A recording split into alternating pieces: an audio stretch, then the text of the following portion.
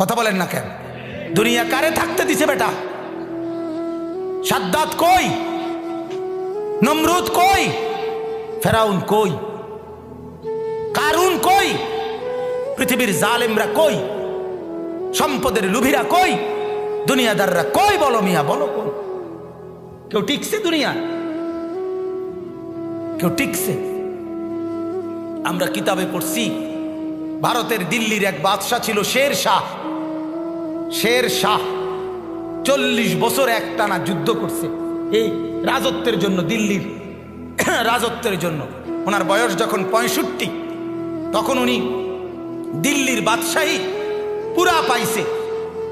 সেদিন পাওয়ার পরে একদিন আফসুস করে বলতেছে, হায় দুনিয়া, তুই আমারে যখন ধরা দিলি তখন আমার কবরে যাওয়ার সময় হয়ে গেল।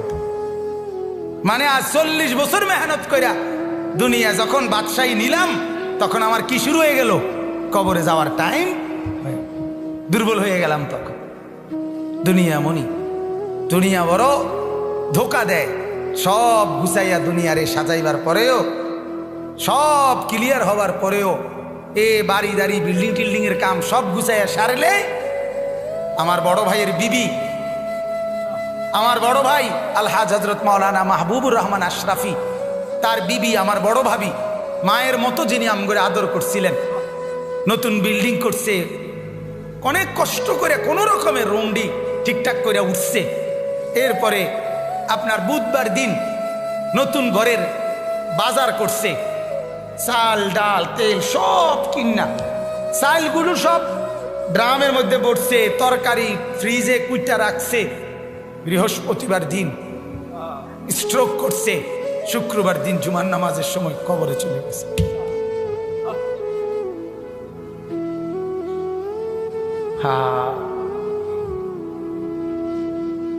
আগামীর পৃথিবী, আগামীর সামনে দাজ্জাল বাজান, আগামীর সামনে দাজ্জাল। দাজ্জাল দেখা যায়, দাজ্জাল দেখা যায়, কিয়ামত দেখা যায়। ইকতারাবা লিন্নাসে হিসাবুহুম, আল্লাহ বলে হিসাবের সময় কাছায় গেছে বান্দা। ইকতারাবাতিস সাআ, আল্লাহ বলে কিয়ামত ঘনায় গেছে বান্দা। আরে যিনি বানানেওয়ালা তিনি বলতেছে, ও আমার বান্দা, আমি না বলছি এই নবী শেষ নবী, এই কিতাব শেষ কিতাব, এই দিন শেষ ধর্ম, আর দিতাম না রে। এরপরে তো আমার সংসার আমি গুছাই এলামু, তাহলে কিসের অপেক্ষা করছেন?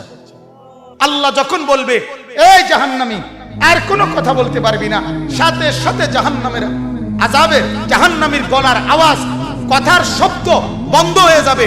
এরপরে আর কোনো শব্দ জাহান্নামী উচ্চারণ করতে পারবে না। আরো জঘন্য কথা আছে, তাফসীরে মারিফুল কোরআন লিখছে, এরপরে জাহান্নামী কুত্তার মতো ঘেউ ঘেউ করবে, কুকুরের মতো শুধু ঘেউ ঘেউ। বিশ্বাস করেন, সেদিন কিয়ামতের দিন তোমাদের পুরা জিন্দেগির আমল ওজন হবে। এই কথাটা বান্দা আমি আবারও বলছি, এটা আল হক, এটা কিন্তু বাস্তবেই আসলেই সত্য কথা। এটা আসলেই কি আমরা অনেক সময় বলি না, হুজুররা আসলে, হুজুররা কয় যে আসলে যত কয় অত না, যত কয় অত না। এমন বুদ্ধিমান আছে না, কথা বলেন না। আরে বেটা, এই বর্তমান জীবনে দুনিয়ায় হুজুরের সব কথা ধরলে চলতে না। আরে ডাকায় তো, তাহলে তুই যদি চলতি নাই পারস, তাইলে তোর তো আল্লাহ তাআলা দুনিয়া ফাড়াইতো ওরা। সব দইরা আল্লাহর কথা চলতে পারবি দেখেই তো আল্লাহ তোমারে দুনিয়া ফাড়াইছে, ঠিক কিনা বলেন নাকি? আল্লাহ তো বলছে আমি বান্দার উপরে সাধ্যের অতিরিক্ত কিছুই চাপাইয়া দেই নাই, জুলুম আমি করতেই পারি না। আল্লাহ জুলুম করতে পারে? কথা বলেন না কেন? তো ইন্নাল্লাহা লা ইয়াযলিমু মিসকালা যাররা, আল্লাহ তাআলা তো এক যাররা পরিমাণও জুলুম করতে পারে না। তো তুমি এটা কি কইলা? তুমি এমনি কেমনে বললে? এই কারণে আল্লাহ তাআলা যেন এটা আবারও বলছে মায়া করে, আল্লাহ মহব্বত করে বলছে, বান্দা শোন, কথাটা ফালাই দিস না, কথাটারে উড়াইয়া দিও না। আরে রাহেন কি এর হিসাব কিতাব, এত কিছু ধরলে চলন যাইতো না। আহ, এত কিছু না ধইরা তুমি যে চলাটা চলো রে, পুরা দৈরেও তো মানুষ এই চলাটাই চলো। কথা বোঝেন নাই? আল্লাহকে পুরা বাদ দিয়া, নামাজ রোজা বাদ দিয়া যা কামাই করো শেষ পর্যন্ত বাদ যে দূর খাও, যে বেড়া আল্লাহকে রাজি করে সেজদা করে ভাত খায় ওই বেড়াও এর দূরে খায়, মানে পেট বরণ পর্যন্ত। কথা বোঝেন নাই? আমি পেট বরণ পর্যন্ত খানা খায়। আর পেট ভরা এটা এমন একটা সুন্দর সিস্টেম আল্লাহ তাআলা বানাইছে, এটা ডাল দিয়ে খানা শুরু করলো কিছুক্ষণের মধ্যে পেটে জানায়া দেয় আল্লাহ একদোনা ভরে গেছে। গোস্ত দিয়ে খাইতে বইলো বেটা কিছুক্ষণ পরেই জানায়া দেয় দোস্ত আর লাগবে না, হাত দিয়ে লাও। আবু তালেবকে কি পরিমাণ চেষ্টা করছে বলেন, শেষ মুহূর্ত পর্যন্ত চোখের পানি ফেলে বলছে চাচা, চাচা কালেমা পড়েন চাচা। 38 বছর, 12 বছর থেকে নবীজির বয়স যখন 50 তখন আবু তালেব ইন্তেকাল করছে। 12 বছর বয়সে আব্দুল মুত্তালিব নবীজির দাদা নবীজিকে আবু তালেবের হাতে তুলে দিয়েছে, বলছে আমার এই নাতি মুহাম্মদ, তার বাবা নাই, তোমার হাতে তুলে দিয়ে গেলাম, তুমি মৃত্যু পর্যন্ত তারে আশ্রয় দিও, পাহারা দিও, তার অভিভাবক হিসাবে থাইকো। বাপে মানে দাদা, নবীজির দাদা বলে গেছিল। সেই 12 বছর বয়স থেকে 38 বছর একটানা মানে 50, নবীজির বয়স যখন 50 তখন আবু তালেব ইন্তেকাল করছে।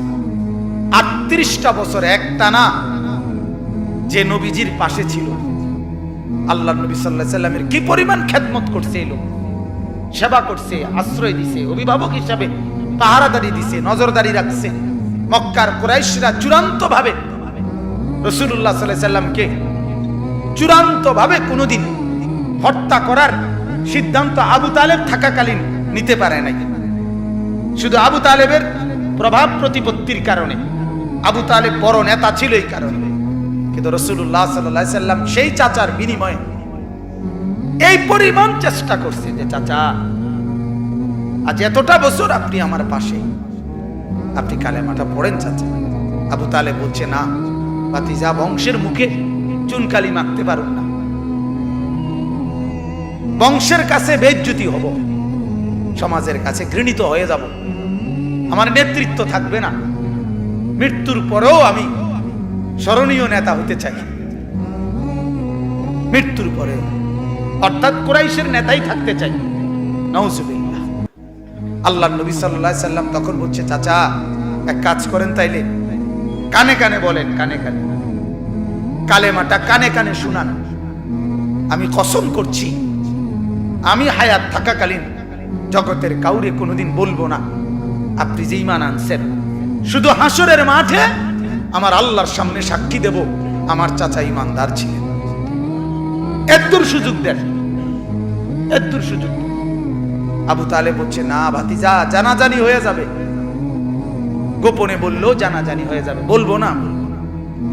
সর্বশেষ আল্লাহ নবী সাল্লাল্লাহু আলাইহি সাল্লাম অঝরে চোখের পানি ছেড়ে দিছে, কাঁদতে কাঁদতে বলছেন চাচা আপনি যদি ঈমান হারা হয়ে কবরে যান, আপনার কবরে আযাব হবে, আপনার জাহান্নামে আযাব হবে, আর আমি ভাতিজা মুহাম্মদ সেটা কেমনে সহ্য করুন চাচা? আপনি আগুনে জ্বলবেন, আমি এটা মেনে নেব কেমনে, মনটারে বুঝাই কেমনে চাচা? এই জন্য না এত বেশি আহাজারি করতেছি চাচা, আপনি পড়েন না কালেমা। আবু তালেব তখন বলছে আন-নারু খায়রুম মিনাল আর। নাউজুবিল্লাহ। আবু তালেব বলছে মুহাম্মদ, সমাজের কাছে বেইজ্জতি হওয়া এটার চাইতে আগুনে জ্বলা এটা ভালো। আন-নারু খায়রুম মিনাল আর। সমাজের কাছে আর মানে লজ্জিত, লজ্জিত হওয়ার চাইতে জাহান্নামের আগুনে জ্বলবো এটা ভালো। আবু তালেব বলল মুহাম্মদ জাহান্নামের আগুনে প্রয়োজনে জ্বলবো, কিন্তু বেইজ্জতি হইতে দিতাম না। কার কাছে? সমাজের কাছে। কার কাছে বলেন না? আল্লাহ নবী সাল্লাল্লাহু আলাইহি সাল্লাম হাদিসের মধ্যে আছে এরপরে আবু তালেব ইন্তেকাল করছে, মারা গেছে। মারা যাওয়ার পরেও নবী এবার বলতেছে চাচা এবার আমি আল্লাহর কাছে আপনার কাছে আপনার জন্য ইস্তেগফার করব। যতক্ষণ আমার আল্লাহ আমারে নিষেধ না করে ততক্ষণ আমি আপনার জন্য। এবার যেহেতু আর আপনারে বুঝাইতে পারলাম না, এবার আল্লাহকে বলি, আল্লাহকে বলতে থাকি। এবার আল্লাহর নবী চাচার জন্য মাফ চাইতে শুরু করছে। ঠিক তখন ওই নূহ আলাইহিস সালামের মতো আল্লাহ তাআলা আমাদের নবীকেও নিষেধ করছে, মা কানা লিন নাবিয়্যি ওয়াল্লাযীনা আমানু আন ইস্তাগফিরু লিল মুশরিকিন ওয়ালাউ কানু উলি কুরবা বা'দা ইয তাবায়্যানা লাহুম আন্নাহুম মিন আসহাবিল জাহিম। আল্লাহ বলেন, নবী আপনার জন্য উচিত হবে না, কোন ঈমানদারের জন্য উচিত হবে না, তার সবচেয়ে নিকটতম জন যদি কুফরি অবস্থায় মুশরিক অবস্থায় মৃত্যুবরণ করে, তার জন্য আমার কাছে মাফ চাওয়া এটা আপনি এবং আপনার ঈমানদার অনুসারী কারো জন্য জায়েজ নাই, অনুমতি নাই। এরপরে নবী থামছে। আমার বলার উদ্দেশ্য হলো ফিকির, বুঝছেন? আমার কথা হলো যে দরদটা কি পরিমাণ ছিল, কথা বুঝছে? আল্লাহ থামানো পর্যন্ত উনি শুধু বলতেই থাকছে, বলতেই থাকছে। হাদিসের মধ্যে আছে, বাপ আল্লাহর নবী বলছে, যখনই জমিনে কোনো বান্দা নাফরমানি করে তখন ওই জমিনের ওই বান্দার পায়ের নিচের মাটিটা, জমিনটা আল্লাহর কাছে আবেদন করে, আল্লাহ আল্লাহ আমার একটু সুযোগ দাও, আমি একটা শুধু গড় দেমু, আমার নিচের মাটিটা উপরে উঠামু, উপরের মাটি নিচে নামামু, শুধু ওই লোকটা যেরকম বিছনায় এপাশ ওপাশ করে আমি আমার জমিনটাকে একটু এপাশ ওপাশ করবো, আমার নিচের মাটি তুলবো, উপরের মাটি নিচে নামাবো, আল্লাহ এরে নিয়া আমি শুধু একটা উল্টানি দিতে চাই, তুমি আমার অনুমতি দাও। রব্বুল আলামিন তখন বলে ওই জমিনকে, না তুই এমন করিস না, ও যে আমার বান্দা, ওরে না আমি বানাইছি, আরে আমি বানাইছি, এই জমিন আমি কায়নাত আমার হুকুম দিয়ে বানাইছি, আর ওরে আমি হাত দিয়ে বানাইছি, আমার হাতে বানাইছি, আর নাক আমি লাগাইছি, আর চোখ আমি লাগিয়েছি, আর কান আমি লাগিয়েছি, আর হাত আমি লাগাইছি। আরে আমি সেই মাওলা, যে মাওলা কুন বললে ফায়াকুন, যে মাওলা ভ বললে হয়ে যায়। ওরে বানাইতে এভাবে করি নাই, 9 মাস পরে আর মায়ের পেটে রাইখা আমি নিজের হাতে ড্রয়িং করছি, নিজের হাতে। একবার নাক লাগাইয়া 100 বার দেখছি, ঠিক মতো হয়েছিনি। একবার চোখ লাগাইয়া 20 বার দেখছি, ঠিক মতো হয়েছিনি। এইভাবে 9 মাস আমি তারে যত্ন করে সাজিয়ে, সুম্মা আনশানাহু খালকান আখার, আমি তার এক মানুষ বানিয়ে এরপরে মায়ের পেট থেকে আমি বের করেছি। যাকে আমি এত যত্ন করে বানাইছি রে, তারে এত অল্পতে কেমনে মেরে ফেলি? না তুই একটু ক্ষান্ত হ, দেখি না ও তওবা করে কিনা, ও ফিরে আসে কিনা, দেখি না। পাকিস্তানের হযরত মাওলানা সৈয়দ আব্দুল মজিদ নদীম সাহেব রহমতুল্লাহ আলাইহি বলতেন যে এক ভেগে যাওয়া সন্তান মাকে ত্যাগ করে, বাবাকে ত্যাগ করে যেই সন্তান চলে গেছিল, 4 বছর পরে 10 বছর পরে 10 বছর পরে সেই সন্তান যদি মার কাছে ফিরে আসে আর চোখের পানি ছেড়ে দিয়া বলে, মা মাফ করে দাও, আমি ভুল করে ফেলছি, সৈয়দ আব্দুল মজিদ নদীম সাহেব বলতেন যে ওই মা ওই সন্তানকে মাফ করতে যদ্দূর দেরি করবে, 90 বছরের ভেগে যাওয়া বান্দা আল্লাহর নাফরমানি করার পরেও 90 বছর পরে যদি একত্রে একদিন এক রাত গভীরে আল্লাহর কাছে চোখের পানি একবার ছেড়ে দেয়, আল্লাহ তাআলা ওই মার আগে রব্বুল আলামিন তাকে মাফ করে দিন। এমন যিনি, তার নাম আল্লাহ। যুবক তুই তোকে চিনলি না, হায় হায়, তামসাটাকে জিন্দেগি মনে করলাম। 1 প্লেট বিরিয়ানি দিবে, 1 প্লেট খিচুড়ি দিবে, 2টা জিলাপি দিবে, এর জন্য জিন্দেগিটা কি কামিয়াবি বানাইলা? এটা কি মনে করলা সফলতা? কিছুক্ষণ মোবাইল চালাইলা, কিছুক্ষণ মেয়ে দেখলা, ছবি দেখলা, নাটক দেখলা, নাচ দেখলা, আর কিছুক্ষণ ঘুমিয়ে রইলা, এটাকেই জিন্দেগি মনে করলা। আর আপনারা যারা ব্যবসায়ী কামাই রোজগারি করেন, আর আপনারা এই কিছুক্ষণের কামাই আর বউ বাচ্চার জন্য ভাত মাছ কিনা এই কদ্দুরকে জিন্দিগি মনে করলেন। আহা, এই সামান্য কদ্দুর ফিকির, এটা তো পিঁপড়ার ফিকির। পিঁপড়া পিঁপড়া। আমাদের বাংলাদেশের একজন শ্রেষ্ঠতম আলেমে দ্বীন, গবেষক আলেম ডক্টর আফম খালিদ হোসেন, অনেক বড় মাপের আলেম এবং জ্ঞানী গবেষক, উনি বলছেন এক পিঁপড়া সামান্যটুকু খাবার খায়, হ্যাঁ, কিন্তু এরপরও সে জমা করে রাখে। এক হাতি 250 কেজি খাবার প্রতিদিন খায়, একদিন 90 লিটার পানি প্রতিদিন খায়।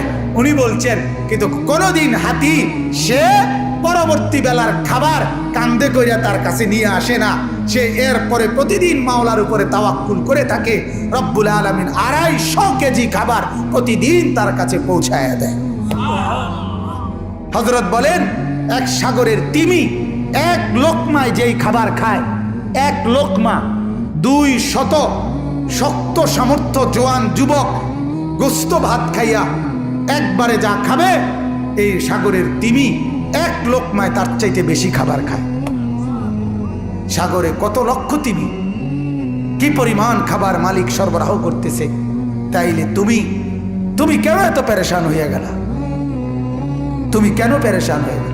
ছেলেটাকেও কামে লাগাই দিলা, মেয়েটাকেও কামে লাগাই দিলা, ফুতের বউরও কামে লাগাই দিলা, নিজেও কামে লাগাই দিলা। কেউ কাউরে জিজ্ঞাসা করো না, কিরে বাবা তোমার নামাজ পড়ো না কেন? স্বামী স্ত্রীকে বলে না, স্ত্রী স্বামীকে বলে না, বাবা মা সন্তানকে বলে না, সন্তানাদি বাবা মার ফিকির করে না, কারো কোনো ফিকির আখিরাতের নাই। এতগুলো মানুষ মিললে এই ভাত এক লোকমা, ছি ছি ছি ছি। অথচ রব্বুল আলামিন যেটা বললেন যে আমি একমাত্র মুখাপেক্ষী, আমার কাছে সবকিছু মজুদ আছে। তুই বান্দা চাইলে তুই একজন না, লাউ আন্না আউয়ালাকুম ওয়া আখিরাকুম ওয়া ইনসাকুম ওয়া জিন্নাকুম ওয়া যুকুরাকুম ওয়া উনুসাকুম, আল্লাহ বলে তোদের প্রথম ব্যক্তি, শেষ ব্যক্তি, পৃথিবীর শুরু এবং শেষ সব লোক যদি একত্রিত হয়, পুরুষরাও নারীরাও ছোটরাও বড়রাও মানুষরাও জিনরাও যদি একই মাঠে জমা হয়ে আমার কাছে যার যা লাগবে তা চায়, আল্লাহ বলেন লা আতাইতু কুল্লা ওয়াহিদিন মাসআলাতাহু, সবার চাওয়া আমি ওইখানে রাখকেই পূরণ করে দেব। মা নাফিদাত মিন খাজাইনি শাইউন, আমার ভান্ডার থেকে এক ফোঁটাও কমবে না। এমন যিনি তিনি আল্লাহ। তাকে ছেড়ে কোথায় দৌড়াচ্ছেন? আল্লাহকে ছেড়ে কোথায় যাচ্ছেন? আল্লাহকে ছেড়ে কোথায় গেলেন? যুবক, আল্লাহকে ছেড়ে কোথায় গেলা? নামাজ না পড়ে নর্তকী দেখে লাভ কি হয়েছে এ পর্যন্ত বলো না একবার। ওই মাদেরকে বলো না, মা এই পর্যন্ত বেপর্দা হয়ে যত মহিলা পুরুষকে দেখাইলা, মা কে তোমারে কয় টাকা চাঁদা দিছে এ পর্যন্ত? 2টা পয়সা তোমারে কোনোদিন দিছিনি, চাইয়া না গেল যা। কথা বোঝেন নাই? তোমারও তো দেখে গেল, কিন্তু দ্বিতীয় পয়সা তো দিল না। কি পাইলা? পাইলাটা কি দুনিয়ায়? অবুঝ মানুষ বুঝতে চায় না, অবুঝ সন্তান বুঝতে চায় না।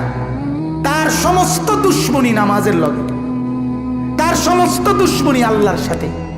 সে তার একটা বন্ধু, সামান্য একটা বন্ধু, তার এই সামান্য পরিচয়, তারও মন রক্ষা করতে সে রাজি, কিন্তু সে তার মালিকের মন রক্ষা করতে রাজি না। হায় হায় হায়, কি শক্ত পাষাণ। আল্লাহ আমাদেরকে বুঝ দান করেন।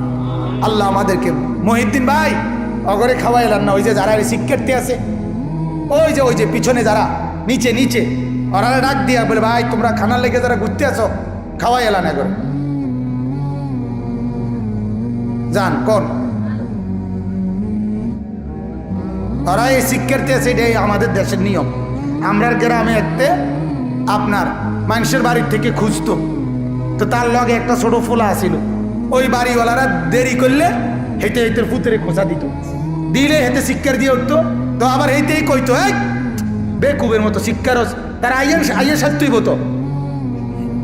কথা বোঝেন নাই?